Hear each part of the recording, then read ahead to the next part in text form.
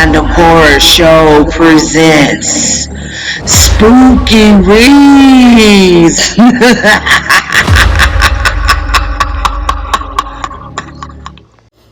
Hello, everyone. This is Ashon Ruffins of Dreadful Times Press, coming to you today with an excerpt from Ascent of a Vengeful Woman, Book 2 in the Uncovered Darkness Mental Health Horror Series. If you're familiar with Book 1, Descent of a Broken Man, you know our main protagonist, Nola has performed some actions that sent her on her path. I'll put it that way, just in case. And here she picks up in the small town of Dalyville, Tennessee. There's something nefarious going on. Some people have gone missing, and she's there investigating and believe that a hunt is necessary. So we pick up in chapter 15 with her working with current law enforcement to figure out what's going on. You think Deputy Farley had something to do with Miss Jones's disappearance? I mean, come on, ma'am. I'll admit, he was a bit of an oddball, but a murderer? The kid spent most of his life here in a small town and spent his spare time playing video games. He was about as gentle as they came. Farley wasn't a great deputy, but he didn't show signs of aggressions, Sheriff Alfred replied, then turned to Tammy. Miss Hodges, is there any chance Miss Jones was having a depressive episode or... Sheriff, Miss Jones is as tough as they come and would never disappear like this. She hasn't done anything like this in the 10 years I've worked for her. She's smart and tenacious and has too much respect for everything she's built. Why she had a fixation on this town and acquiring as much land here as possible, I'm not sure. As of today, she's the closest she's ever been. Too close to accomplish her goal, so she wouldn't just take off. As I listened to the words spill from Tammy's lips, it occurred to me that she couldn't have provided the file to Janice's anonymously before she died. Tammy worked with her every day and night. If anyone would have known exactly what Mrs. Jones' motivations were, it would be Tammy.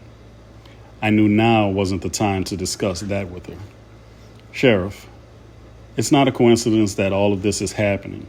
The missing people, the grotesque deaths of my sister and your deputy, and the witchcraft symbol.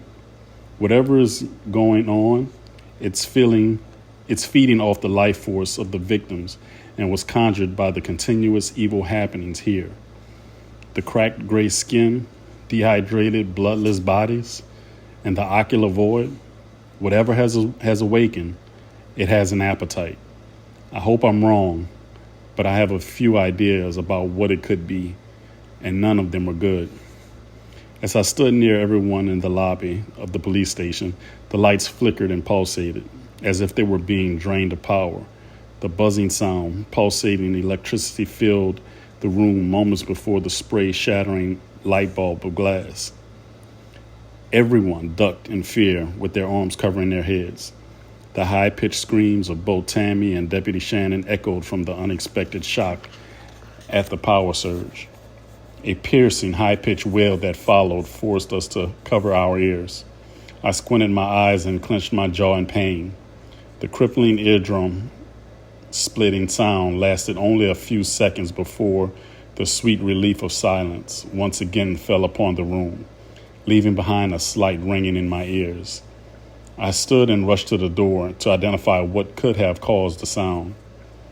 The others followed as I opened the door and ran outside onto the off-centered wooden porch of the police station. Disoriented and under the darkness of the night sky, I shook my head to ease the discomfort caused by the high-pitched wail. I've heard that scream before just a couple of nights ago. It wasn't that loud last time. Whatever it was closer this time than the last, Tammy said. Her eyes trembled and her eyes sat wide her hands trembled and her eyes sat wide with confusion. A large mahogany-skinned man dressed in brown trench coat that partially covered his navy blue suit underneath stared at the group as we stood on the porch near the station's entrance. Tammy? Tammy, I've been looking all over this shitty town for you guys. Where the hell have you been? I took a flight as soon as you called and told me what happened. What was the sound? The man with the baritone voice yelled as he approached the stairs. His eyes lingered on me as I stared back with intrigue. Charles, you made it. We've been waiting. Again, the high-pitched wail crippled us as we all fell to our knees and covered our ears. Some of us yelled in pain. The howl was shorter in duration as we all slowly stood once again. The unexpected appearance of dark figure caused my eyes to widen at what was standing in the middle of the road, staring back at us. The figure's long, white, stringy hair and pupilless white eyes made the hairs on my arm rise as it glared back at me. It smiled at us with its jagged, sharp teeth. Its skin appeared coarse and as black as leather, almost blending with the darkness of the night. My stomach turned at the disgusting sight of its thin legs and knees bent unnaturally in the opposite direction. Its arms were long and thin, and both its feet and hands were three-pronged, oversized talons with what looked like viciously sharp claws. My God, I mumbled. Everyone stared at the creature in terror as the claws in its feet waved and tapped against the concrete like fingers of a waiting patron at a bar. It ran away with bird-like stride in complete silence. What the fuck was that, Tammy? And why did it look like my mother? Charles asked. His voice trembled as he spoke. Tammy's brow curled. I watched as the tears fell from her eyes. That face. Yes, Charles, I think it was.